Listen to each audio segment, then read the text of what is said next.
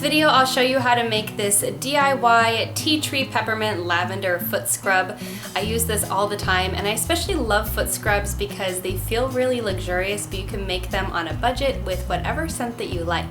I especially like this one because it has several really good properties with these essential oils, and it does wonders for my feet. If you want to see more DIYs like this one, let me know in the comments below. If you're not already subscribed, please hit that subscribe button. Hit the notification bell next to it so you get updates when I post new videos. Follow me on social media at Katrinaosity. Check out my podcast at MDXpods.com.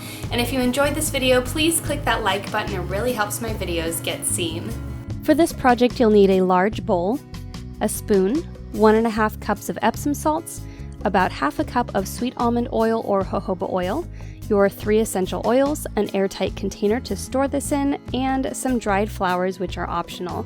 Begin by putting your salts into the large bowl and then begin adding your oil about 3 tablespoons at a time. You don't want to add too much oil and make this too wet, but how much you add will depend entirely upon the climate where you live, as well as altitude and a few other factors like that. So it's best to add a little bit at a time and just watch for the right consistency as you go.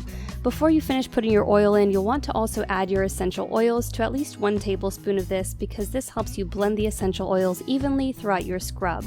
Since this is a foot scrub, I used peppermint oil to aid in circulation to the feet, lavender oil because it smells great, it's very soothing, and it also has a lot of really great properties like antibacterial properties, and tea tree oil for its antibacterial and antifungal properties. Use 6 drops of each, then mix that all together, watching for the right texture. You'll want this to clump together in large clumps, but not be soupy or look too oily. Then if you have dried flowers, add a little bit at this point and stir it up and see if that's the right ratio for you. I love adding dried flowers because it just makes it feel more luxurious. Then stir that all together and transfer that to an airtight container. This won't expire until your oil expires, so check the expiration date on your oil and keep this in a cool place with the jar sealed. Use 3 or 4 tablespoons of this to scrub your feet, leaving them nice and silky smooth. If you want to see more videos like this one, let me know in the comments below, and if you enjoyed this video, please click that like button. It really helps my videos get seen.